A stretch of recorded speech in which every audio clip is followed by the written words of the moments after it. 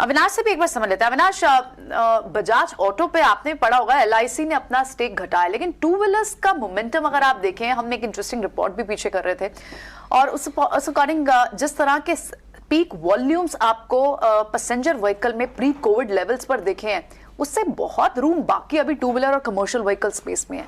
आप अगर royal Enfield जैसे कि चलिए ये तो प्रीमियम सेगमेंट हो गया, उन्हें तो एक्सपेक्टेशन है कि जनवरी से अपने वेंडर्स को 1 lakh unit per month production तक का टारगेट दे रहे हैं। तो कितना रॉबस्ट माइंडसेट है अर्बन मेट्रो सिटीज के लिए, बड़े शहरों के लिए।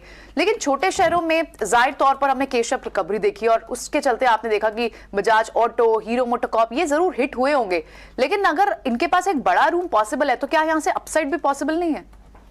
आपका क्या व्यू है? नहीं, बिल्कुल प्रियंका, देखिए प्री कोविड लेवल से अगर हम पैसेंजर कार्स का ग्रोथ देखें तो पैसेंजर कार्स में एक अच्छी तेजी आपको देखने को मिली है। हाल ही में मारुति सुजुकी ने इनके पेरेंट ने जो ग्लोबल फोरकास्ट है वो भी काफी सिग्निफिकेंटली बढ़ा है। बट अगर टू व्हीलर्स की बात करें तो मुझे लग रहा है कि टीवीएस एक काफी अच्छा खिलाड़ी है। In fact overall two wheeler sector में आउट परफॉर्मेंस टीवीएस ने बहुत सिग्निफिकेंट दिखाई है। मुझे लग रहा है कि जिस प्रकार का अभी ट्रैक्शन वो इलेक्ट्रिक व्हीकल्स में भी दिखा रहे हैं, कहीं ना कहीं मार्केट इसको और रीरेट करेगा। हालांकि दूसरा नंबर हीरो मोटर कॉर्प का भी आता है क्योंकि काफी इन्वेस्टमेंट्स इन्होंने इलेक्ट्रिक व्हीकल में की है। तो मुझे लग रहा है कि हीरो मोटर कॉर्प और टीवीएस मोटर्स, ये दोनों विकल्प ऐसे हैं कि अच्छे वैल्यूएशंस पे आपको मिल रहे हैं। हालांकि शॉर्ट टर्म में थोड़ी वोलेटिलिटी रहेगी, लेकिन अभी तीसरी तिमाही आएगी तो दिवाली, दशहरा जो फेस्टिव सीजन है उसका इंपैक्ट आएगा। तो second half should be significantly better. और कहीं ना कहीं मुझे लग रहा है कि ऐसे स्टॉक्स में जब आप इन्वेस्ट करते हो तब मार्जिन ऑफ सेफ्टी भी काफी अच्छी होती है। तो टू व्हीलर स्पेस में टीवीएस और हीरो मोटोकॉर्प में निवेश करने का मौका है, तो यहाँ पे नजर रखें।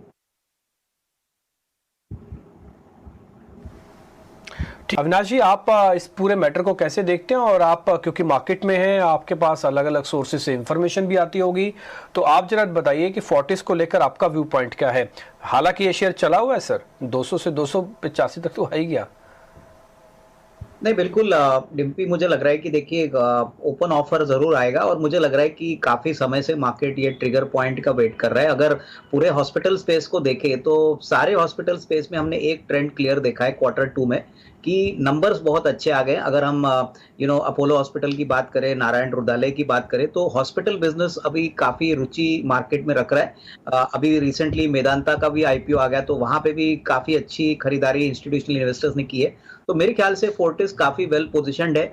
स्पेशलिटी सेगमेंट में उनका काफी बड़ा एक्सपोजर है। तो जिनको लंबी अवधि के लिए खरीदना है, कम से कम साल 1.5 साल के लिए, क्योंकि हॉस्पिटल का business medium to long term के पॉइंट ऑफ व्यू से देखना चाहिए, तो एक अच्छा खरीदने का मौका बन सकता है। क्योंकि जैसे ही ओपन ऑफर का अप्रूवल आएगा तभी स्टॉक में एक बहुत अच्छा स्पाइक आपको देखने को मिलेगा। तो प्रीएम्प्ट करके मुझे लग रहा है कि अभी खरीदारी करते हैं तो अच्छे या मीडियम टर्म गेन यहाँ से भी मिल सकता है। तो यहाँ पे पॉजिटिव व्यू है। ये हो सकता है आपको आने वाले महीने 1.5 महीने में ये जो फाइनल जो हाईकोर्ट की जो डिसीजन है वो आपको मिलेगी और उसके बाद शेयर में और तेजी देखने की पॉसिबिलिटी रहेगी। अविनाश जी, आप बताइए कि रेलवे इंफ्रास्ट्रक्चर का अपग्रेडेशन हो रहा है, हमने सबने पढ़ा है, सरकार कितना ज्यादा फोकस कर रही है, रेलवे स्टॉक्स वगैरह, रेलवे रिलेटेड स्टॉक्स चलना भी शुरू हो गए हैं। बट वैगन इन पर्टिकुलर में कंपनियां इतनी कम है कि अगर कैपेक्स बढ़ेगा और ऑर्डर बढ़ेंगे तो चुनिंदा कंपनी को ही सारे ऑर्डर मिलने वाले हैं। उनमें से टीटागढ़ ने बताया है कि किस तरीके से अब विजिबिलिटी आ गई है। आपका क्या व्यू है? नहीं, बिल्कुल अजय, आपने सही कहा कि देखिए आज के जो वैगन्स है, स्पेशली अगर हम फास्ट सुपर फास्ट ट्रेन्स देखें, जैसे तेजस की गाड़ी है, यहाँ पे जो क्वालिटी अभी आई है वो काफी नोटवर्दी है। और जैसे आपने कहा कि देखिए सप्लाई साइड चैलेंज तो रहेगा क्योंकि वैगन एक बहुत कैपिटल इंटेंसिव बिजनेस है, यहाँ पे बहुत सारे प्लेयर नहीं है। मुझे लग रहा है टीटागढ़ तो मार्केट लीडर है, लेकिन चुनिंदा 1-2 कंपनियां हैं जैसे कि टेक्समैको है, उसके बाद जुपिटर वैगन्स है। तो यहाँ पे भी डेफिनेटली ऑर्डर बुक का फायदा मिलेगा। इनफैक्ट जुपिटर वैगन जो एक छोटी कंपनी है उसके पास भी करीबन 4,600 करोड़ के वैगन के ऑर्डर है। तो बिजनेस बहुत बड़ा है। इनफैक्ट गवर्नमेंट ने 90,000 वैगन्स का ऑर्डर बहुत समय के बाद दिया है। तो ये विजिबिलिटी जो आएगी, जैसे एक प्रोग्राम में कहा गया कि कम से कम आने वाले 2-3 साल के लिए रेवेन्यू विजिबिलिटी स्ट्रांग रहेगी। और ऑब्वियसली इसका मतलब है कि मार्केट अभी इन कंपनीज और इन सेक्टर पे बहुत पॉजिटिव है।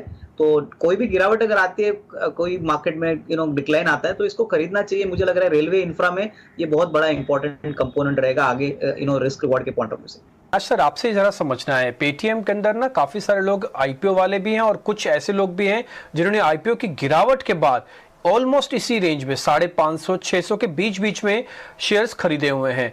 कल जब तेज गिरावट वापस मार्केट में, तो फिर से एक बार उनका कॉन्फिडेंस शायद शेक हुआ होगा। शेक होने देना है कॉन्फिडेंस को या नहीं होने देना है, इस भाव पे तो क्या जाएगा, ऐसा सोचेंगे माइंड में?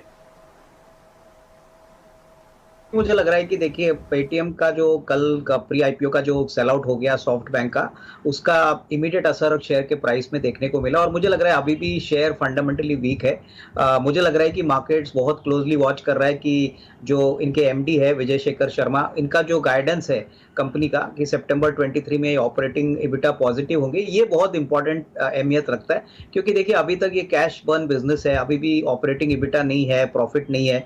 कहीं ना कहीं मार्केट को थोड़ी चिंता है कि अभी पेमेंट के बिजनेस में भी बहुत कंपटीशन बढ़ा है, तो कहीं ना कहीं मुझे लग रहा है कि अभी कोई री रेटिंग का कोई बड़ा ट्रिगर दिख नहीं रहा है। हालांकि देखिए Q2 में लॉसेस थोड़े से कम हो चुके हैं, लेकिन अभी भी घाटा कम नहीं है, करीबन 571 करोड़ का घाटा Q2 में हुआ है। तो मेरे ख्याल से ये प्रेशर जारी रहेगा और कहीं ना कहीं और थोड़ी सेलिंग आपको देखने को मिलेगी क्योंकि काफी दूसरे इंटरनेशनल इन्वेस्टर्स है जो सॉफ्ट बैंक के बाद शायद शेयर बेचने की बात करेंगे, तो इससे थोड़ा अवॉइड रखें। मुझे लग रहा है फिनटेक स्पेस में अभी खरीदने का मौका नहीं है।